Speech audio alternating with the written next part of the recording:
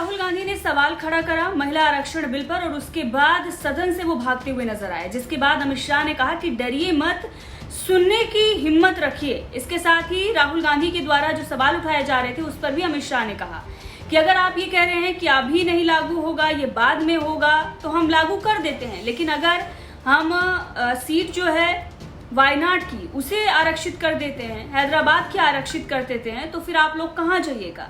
और वैसी और राहुल गांधी के लिए तो फिर दिक्कत खड़ी हो जाएगी, क्योंकि अमेठी से भागकर वायनाड पहुंचे हैं, अब वायनाड से भागकर कहां पहुंचेंगे। राहुल गांधी से लेकर सोनिया गांधी और तमाम लोगों ने जो सवाल खड़ा किया उस पर चुन चुन कर अमित शाह ने जवाब दिया। क्या कुछ उन्होंने सदन में कहा, सुनिए। Thank you. माननीय गृह मंत्री जी,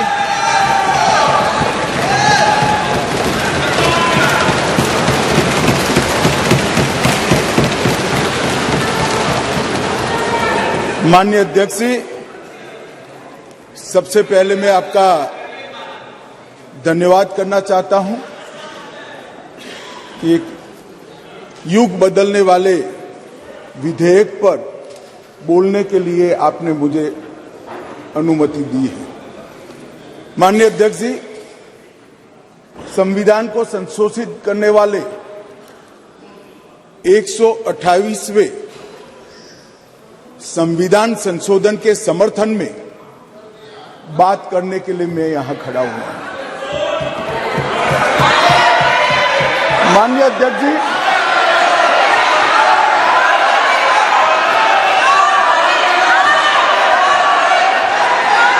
क्या हुआ? माननीय अध्यक्ष जी, जिसको जाना है डरिए मत, करिए मत। अरे भाई डरो मत। नो, जिसको जाना है जाने दिया से क्यों? प्लीज, कोई भी सदन में रुक सकता है, जा सकता है। माननीय अध्यक्ष जी, प्लीज, नो। माननीय अध्यक्ष जी,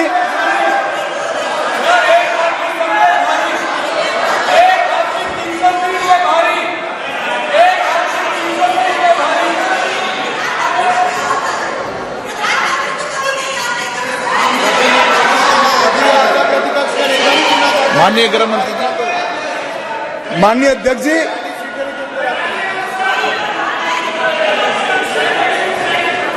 कल का दिन भारतीय संसद के इतिहास में स्वर्ण अक्षरों से लिखा जाएगा। कल गणेश चतुर्थी थी, कल संवत्सरी थी, कल नए सदन का पहली बार कार्य का श्री गणेश हुआ और कल ही के दिन वर्षों से जो लंबित था वो महिलाओं को आरक्षण अधिकार देने का बिल इस सदन में पेश हुआ। माननीय अध्यक्ष जी, आपके माध्यम से मैं इस सदन के नेता और देश के प्रधानमंत्री श्रीमान नरेंद्र मोदी जी को हृदय से साधुवाद देना चाहता हूं कि 140 करोड़ की आबादी में 50% जिसका हिस्सा है वो मातृशक्ति को सच अर्थ में सम्मानित करने का काम माननीय प्रधानमंत्री जी ने किया। माननीय अध्यक्ष जी, ये जो संविधान संशोधन है, ये संविधान संशोधन जैसे ही दोनों सदन सबके सहयोग से पारित करते हैं, उसके साथ ही देश की लोकसभा और देश के सभी राज्यों की विधानसभाओं में 1/3 स्थान मातृशक्ति के लिए आरक्षित हो जाए। इसलिए ये बिल के अंदर अनुच्छेद 239 ए जो दिल्ली की विधानसभा से संबंधित है, उसमें बदलाव लेकर मेरे साथी मंत्री मेघवाल जी आए हैं। नया अनुच्छेद 330A जो लोकसभा में 1/3 मातृशक्ति का आरक्षण करेगा, नया अनुच्छेद 332A जो राज्यों की विधानसभा में 1/3 मातृशक्ति का आरक्षण करेगा, और इसके साथ साथ SC और ST वर्ग के लिए जितनी भी सीटें रिजर्व है उसमें भी 1/3 सीटें मातृशक्ति के लिए आरक्षित हो जाएगी। माननीय अध्यक्ष जी, इसके साथ महिलाओं के अधिकार की एक लंबी लड़ाई का अंत हो जाएगा, और जिसकी कल्पना इस G20 की बैठक में सम्माननीय नरेंद्र भाई ने समग्र विश्व के सामने रखी, वुमन लेड डेवलपमेंट, उसके नए युग के श्री गणेश इसी बिल से होने जा रहे हैं। क्योंकि अब इस देश की माता, इस देश की मातृशक्ति, इस देश की बेटी न केवल नीतियों के अंदर अपना हिस्सा पाएगी, नीति निर्धारण करने में भी अपने पद को सुरक्षित कर पाएगी। माननीय अध्यक्ष जी, कुछ पार्टी के लिए महिला सशक्तिकरण एक पॉलिटिकल एजेंडा हो सकता है, कुछ पार्टियों के लिए महिला सशक्तिकरण, माननीय अध्यक्ष जी, एक राजनीतिक मुद्दा हो सकता है। कुछ पार्टियों के लिए महिला सशक्तिकरण का नारा ये चुनाव जीतने का एक हथियार हो सकता है, परंतु मेरी पार्टी और मेरे नेता नरेंद्र मोदी जी के लिए महिला सशक्तिकरण राजनीतिक मुद्दा नहीं है।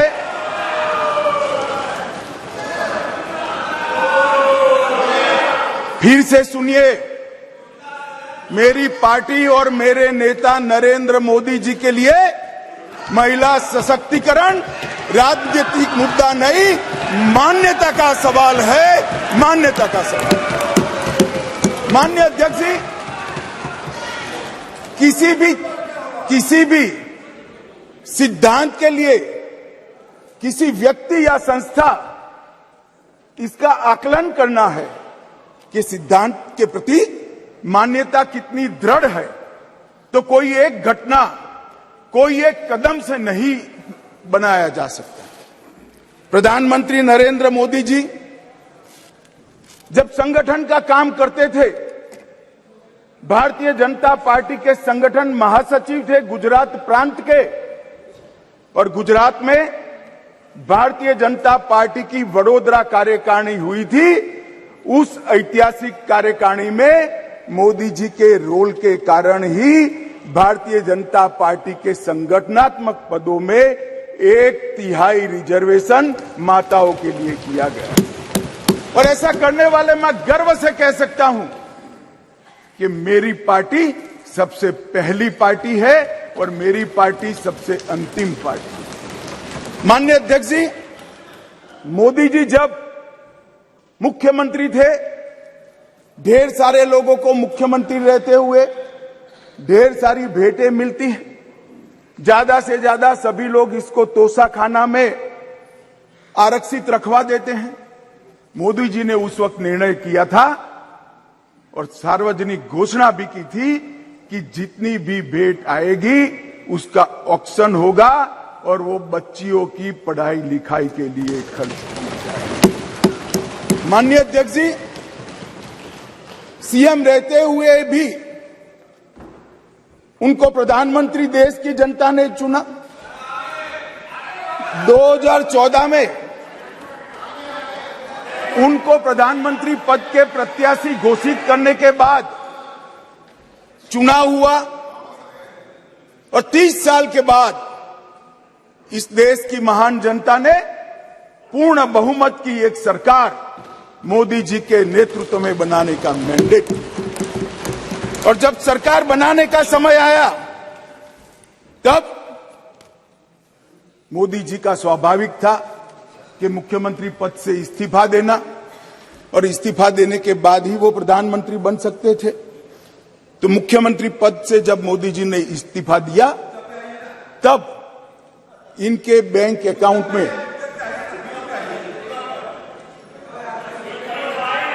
माननीय अध्यक्ष जी, भाई उनको जवाब न दो।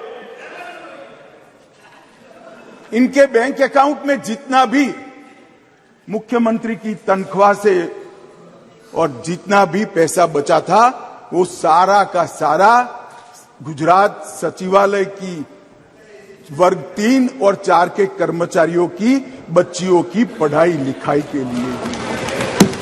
माननीय अध्यक्ष, इसके लिए कोई सर्कुलर नहीं था, इसके लिए कोई कानून नहीं बनाया था।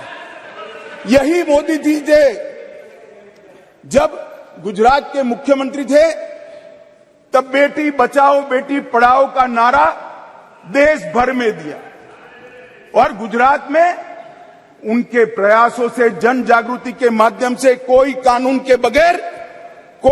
के बगैर लिंग अनुपात के अंदर बहुत बड़ा परिवर्तन कर लाखों बेटियों को पृथ्वी पर आने का अधिकार इस नरेंद्र मोदी जी ने धूम धक्की धूप में मई महीने में पटवारी से लेकर मुख्यमंत्री तक पूरी की पूरी सरकार 5 दिनों तक गर्ल चाइल्ड एनरोलमेंट के लिए गांव-गांव में जाती थी।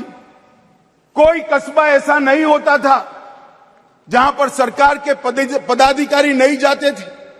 पंच, सरपंच, जिला पंचायत के सदस्य, तहसील पंचायत के सदस्य, विधायक, सांसद, मुख्यमंत्री, मंत्री सभी लोग जाते थे और बच्चियों को पढ़ाने के लिए, उनके एनरोलमेंट के लिए और ड्रॉप आउट रेशियो के कम करने के लिए, उनको फिर से पुनः दाखला दिलाने के लिए गांवों में निवास करते थे।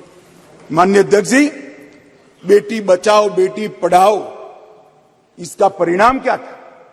एक और तो लिंग अनुपात में बहुत बड़ा अंतर आया और दूसरी ओर कांग्रेस पार्टी जो लेगेसी छोड़कर गई थी गुजरात में, उसमें प्राइमरी एजुकेशन में 37% ड्रॉप आउट रेशियो था और मोदी जी जब मुख्यमंत्री से प्रधानमंत्री बनने के आए तब वो 30% ड्रॉप आउट रेशियो घटकर 0.70% है।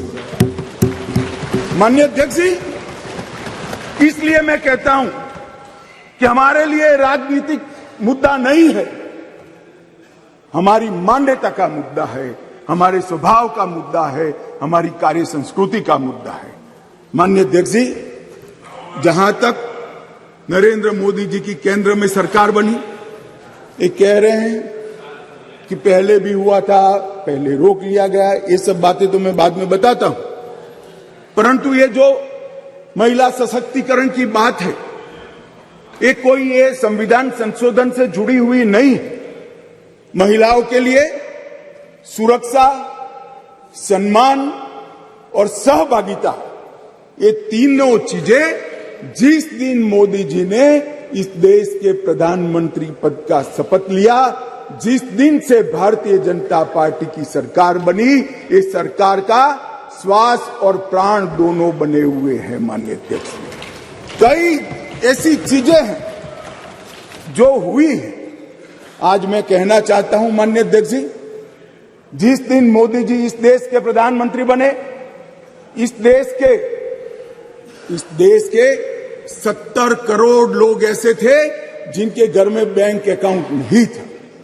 मोदी जी ने जनधन योजना चालू करी, बैंक अकाउंट खोलने का अभियान चालू किया, 52 करोड़ बैंक अकाउंट खोले गए और 52 करोड़ बैंक अकाउंट में से 70% बैंक अकाउंट माताओं के नाम से खोले गए। माननीय अध्यक्ष जी, माताओं के नाम से आज महिला सशक्तिकरण हुआ।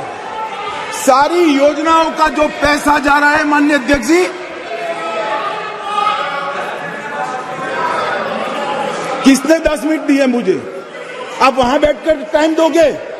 अरे सुनने की आदत डालो भाई, आप वहां बैठकर मुझे टाइम दोगे? माननीय सदस्य प्लीज।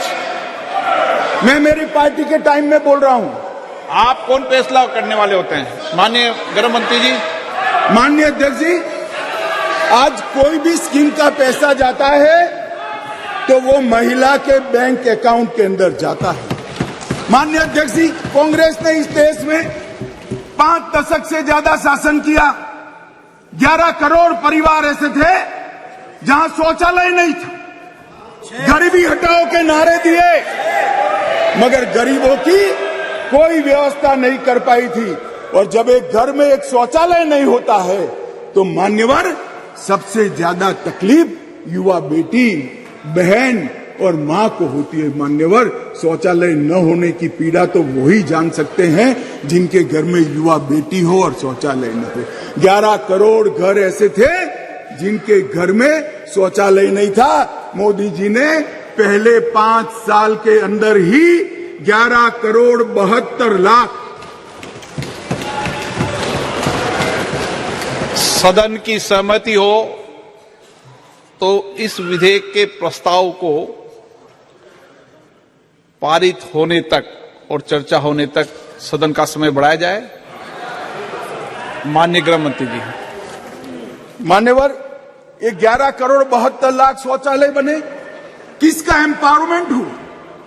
ये 11 करोड़ 72 लाख शौचालय बनने से माताओं का, बहनों का, बेटियों का सम्मान हुआ, उनका सशक्तिकरण हुआ।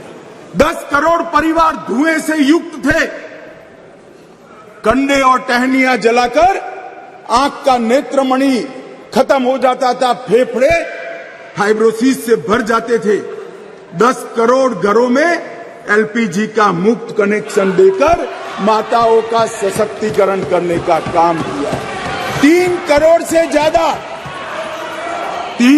से ज्यादा माताओं को घर दिया और वो घर माता के नाम से करने का काम हमारे प्रधानमंत्री नरेंद्र मोदी जी। मान्यवर, 12 करोड़ घर ऐसे थे जहां पीने का पानी नहीं था। अब जो समाज के अंदर रहते हैं, जो जमीन को जानते हैं, उनको मालूम है कि घर में पीने का पानी नहीं है तो पीड़ा सबसे ज्यादा किसको होती है, किसको ज्यादा तकलीफ होती है। घर में पीने का पानी नहीं है तो घर की माता को ही तकलीफ होती है। 12 करोड़ परिवारों के घर में नल से जल पहुंचाने का काम नरेंद्र मोदी जी। हर घर के अंदर 80 करोड़ लोगों को हर घर में प्रति व्यक्ति प्रति माह 5 किलो अनाज फ्री ऑफ कॉस्ट देने की शुरुआत की। जब चूल्हा नहीं जलता है ना मान्यवर, बच्चे भूखे रहते हैं तो सबसे बड़ा चूल्हा तो नहीं जलता है मगर मां का दिल जलता है। मान्यवर, मां का दिल जलता है। ये भूखे परिवारों को 5 किलो अनाज प्रति व्यक्ति देने का काम हमारे नेता नरेंद्र मोदी जी ने किया। 3 करोड़ 18 लाख सुकन्या समृद्धि खाते खोले। मान्यवर, 3 करोड़ महिलाओं को मातृवंदना योजना के तहत फायदा पहुंचाया। मान्यवर, लगभग 26 सप्ताह का मातृत्व अवकाश, पेड मैटरनिटी लीव देने का काम हमारे नेता नरेंद्र मोदी जी ने। और एम्पावरमेंट क्या होता है माननीय अध्यक्ष जी? आज दुनिया भर में विमान उड़ाने वाले पायलट में महिलाओं की संख्या 5% है, भारत में 15% है और 10 साल में बढ़ेगी। इसको एम्पावरमेंट। मान्यवर, हम ये जो बिल लेकर आए हैं,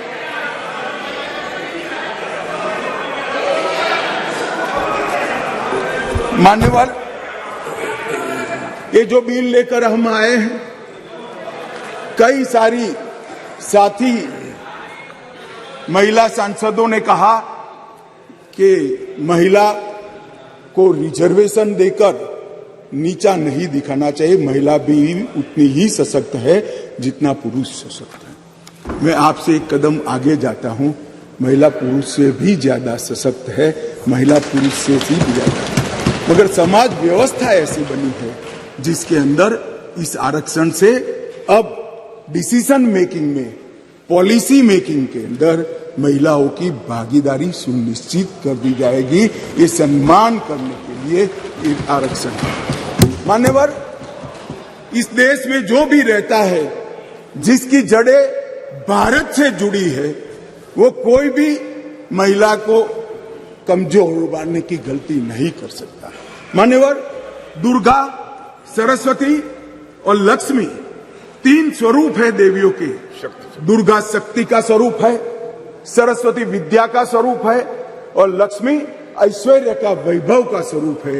ये तीनों स्वरूपों में हमारे पुरखों ने, हमारी संस्कृति ने मां की ही कल्पना की है, कहीं और किसी की कल्पना नहीं की। मान्यवर, मगर प्रॉब्लम क्या है, प्रश्न क्या है?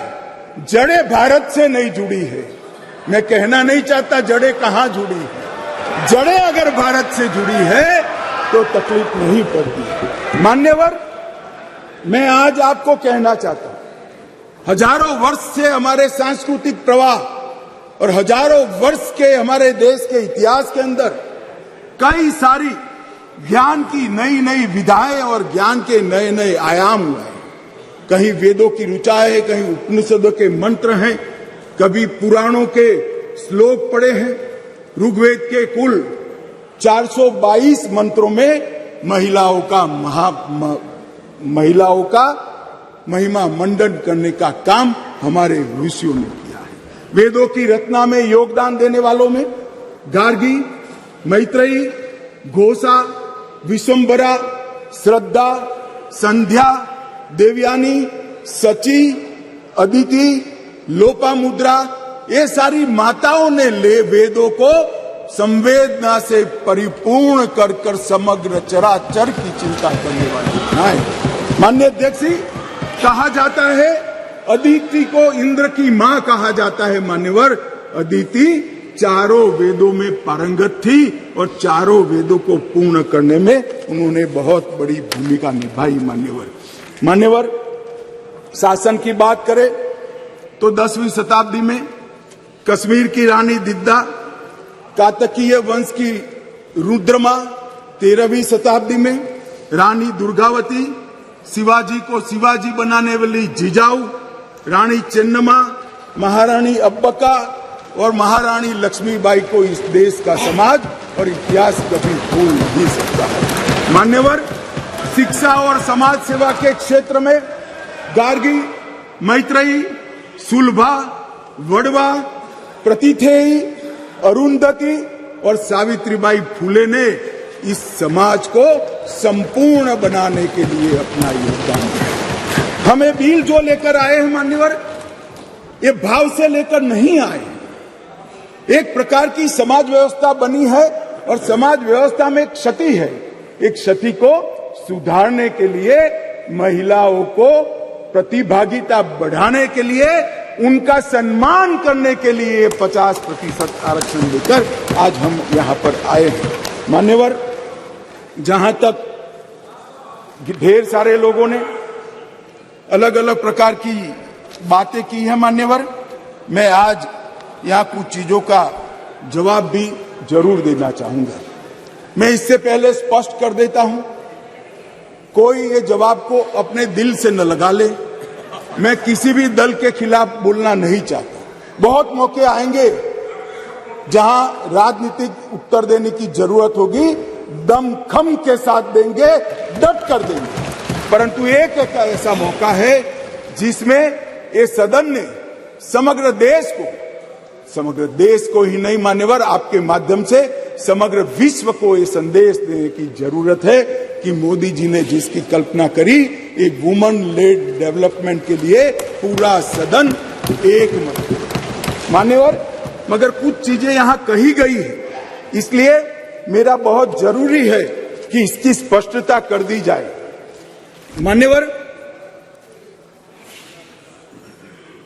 मान्यवर, ये जो प्रयास है, ये वो 5वां प्रयास है।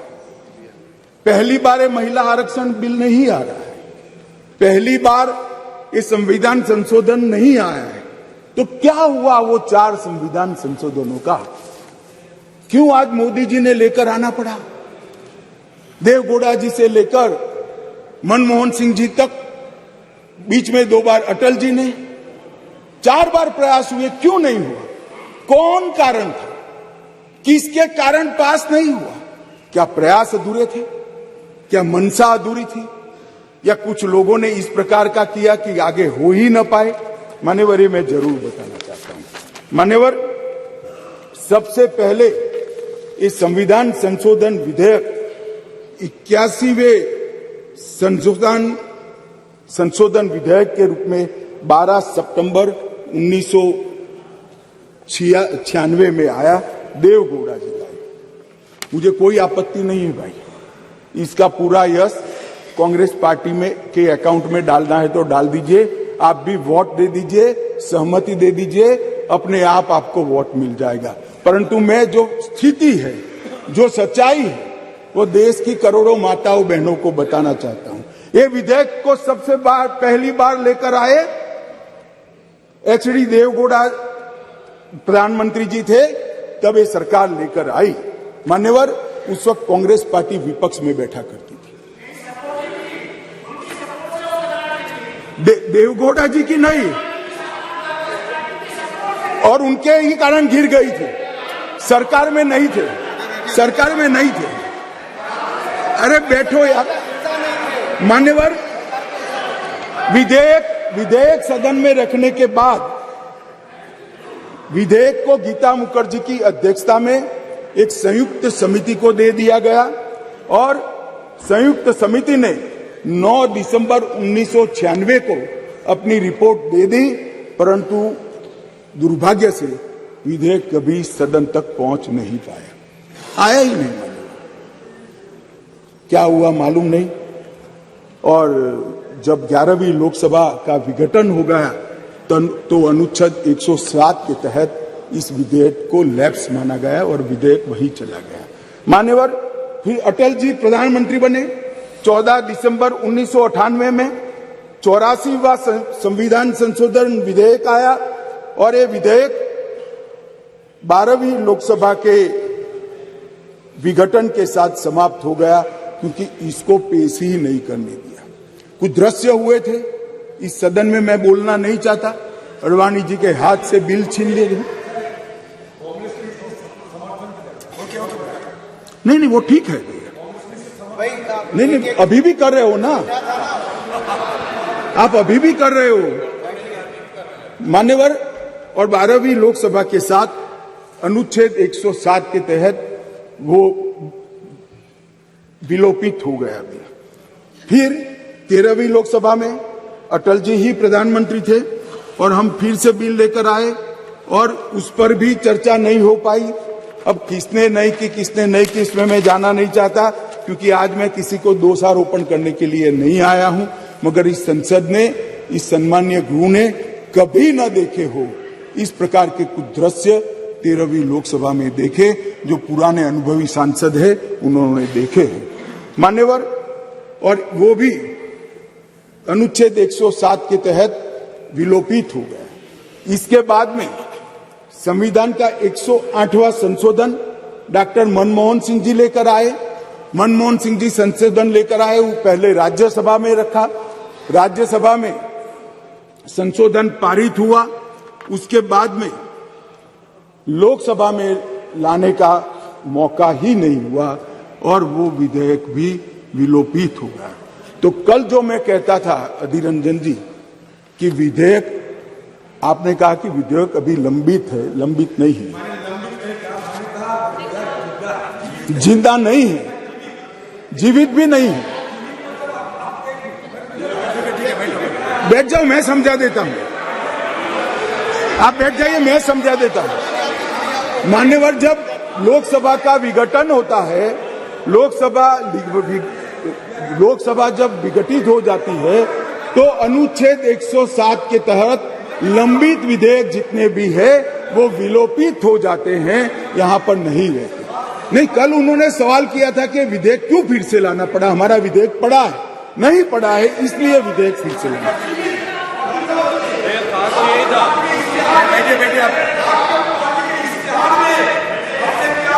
ठीक है,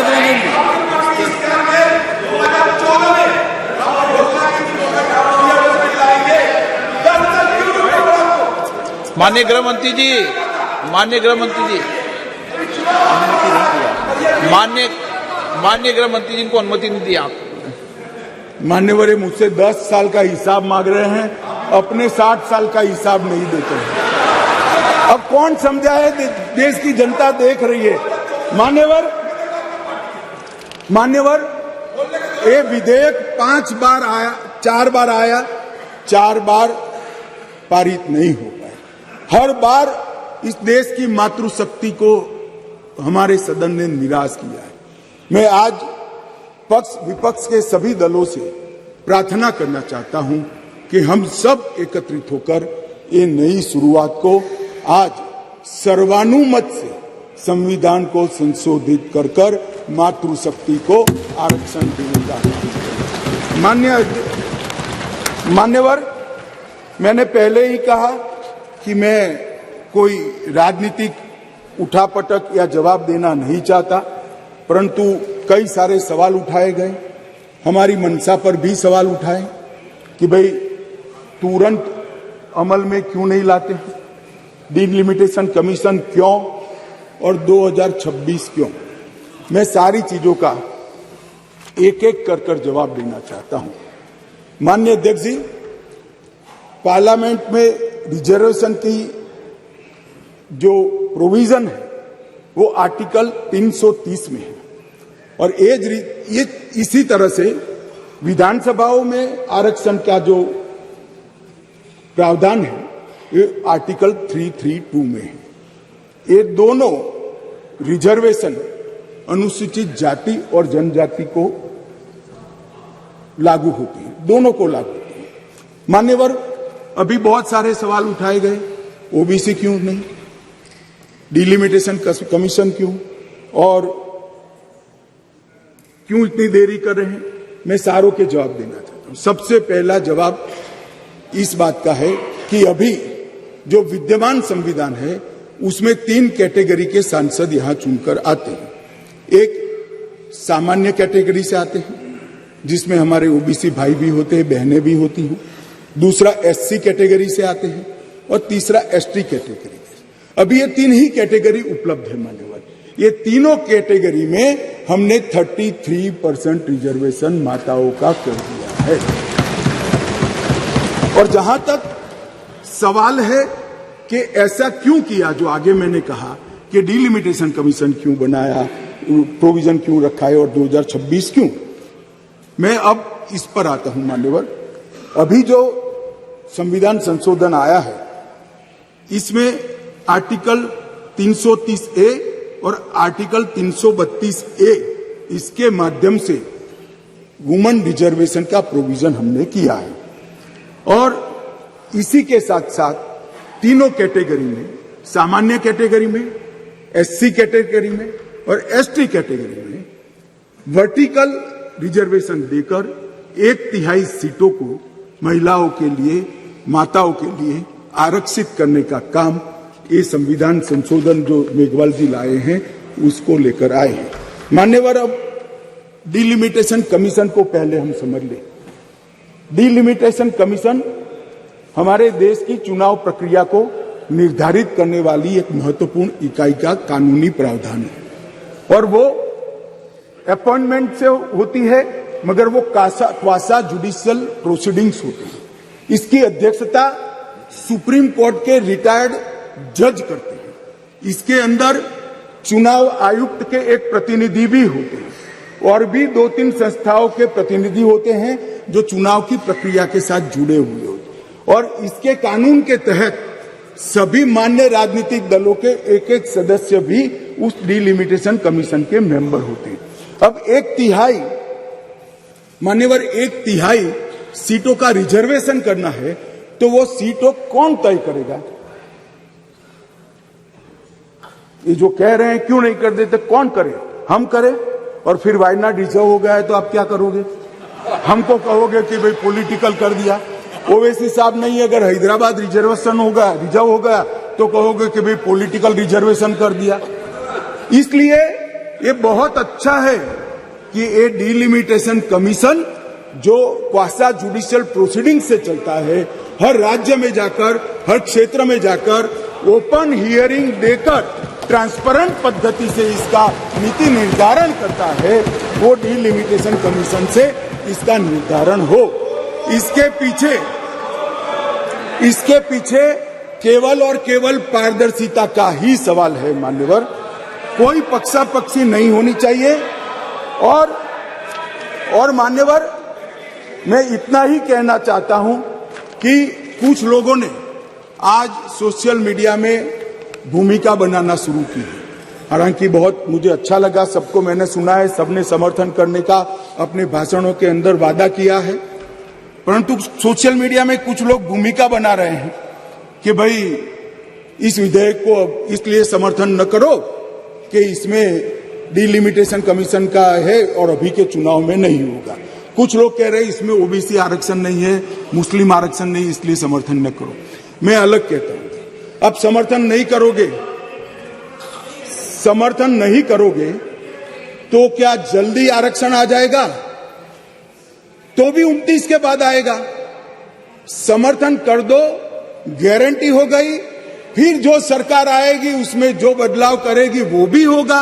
एक बार श्री गणेश तो करो, गणेश चतुर्थी के दिन ये संविधान संशोधन विधेयक आया, एक बार शुरुआत करनी चाहिए और एक बार शुरुआत करें, उसके बाद पहला डिलिमिटेशन कमीशन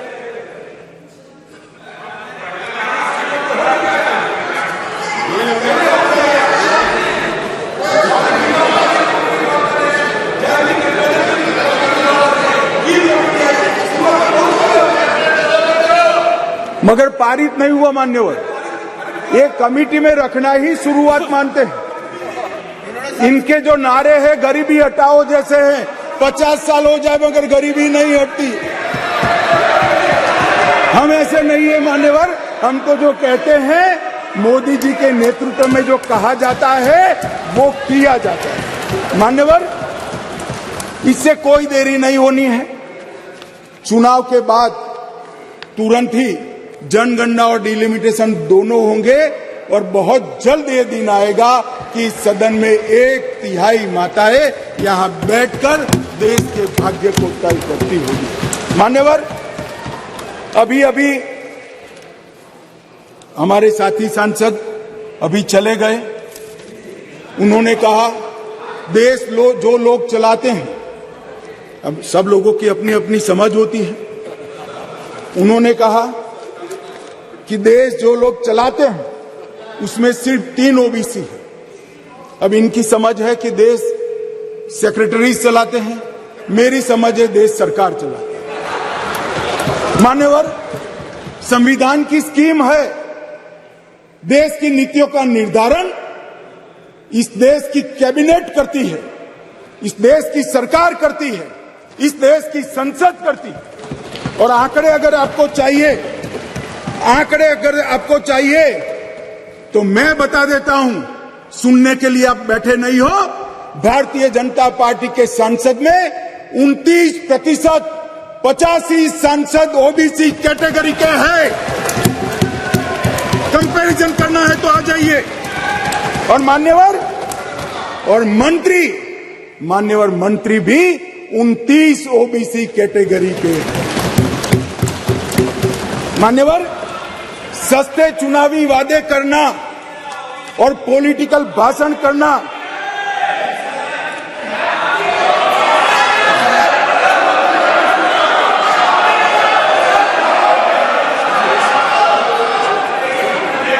दादा, नए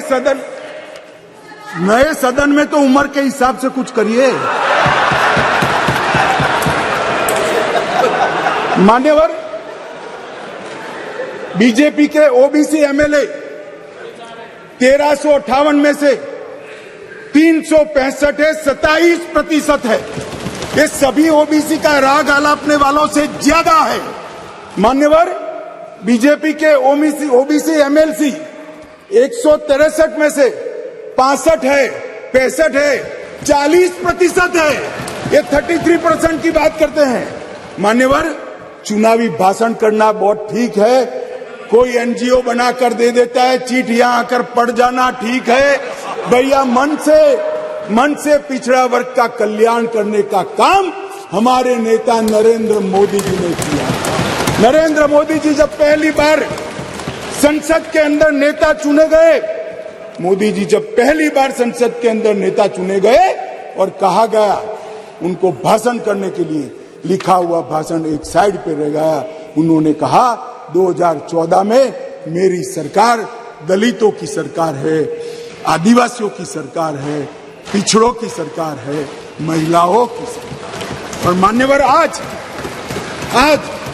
देश के 80 करोड़ गरीबों को घर, शौचालय, बिजली, पानी, दवाई, गैस का सिलेंडर और खाने के लिए अनाज देने के बाद आज माताओं के लिए 33% आरक्षण नरेंद्र मोदी जी लेकर आए हैं। और मोदी जी ने ये जो वादा किया था, मान्यवर, ये जो वादा किया था वो मोदी जी ने पूरा किया है। और ये सारे जो ओबीसी का राग आलपते हैं उनको मैं कहना चाहता हूं, आपकी पार्टियों ने कभी ओबीसी प्रधानमंत्री नहीं बनाया, भारतीय जनता पार्टी ने ओबीसी प्रधानमंत्री बनाया। मान्यवर, इसलिए मैं सभी दल के सांसदों को एक विनती करना चाहता हूं, आपको लगता है इसमें कुछ अधूरा है तो कल सुधार लेंगे, मगर हम जो लेकर आए हैं वो महिलाओं के सम्मान की बात है। कृपया उसका समर्थन कीजिए। 4 बार इस संसद को, देश की माताओं को हमने निराश किया है। इस बार राजनीतिक पक्षापक्षी से ऊपर उठकर दलगत राजनीति से ऊपर उठकर हम सब ये विधेयक का समर्थन करें। और यश आपका भी है, हमारा भी है, छोटे से छोटे निर्दलीय सांसद का भी है। ये यश संसद का है, सदन का है। हम सब मिलकर इसको पारित करें, यही मेरा सबसे अनुरोध है।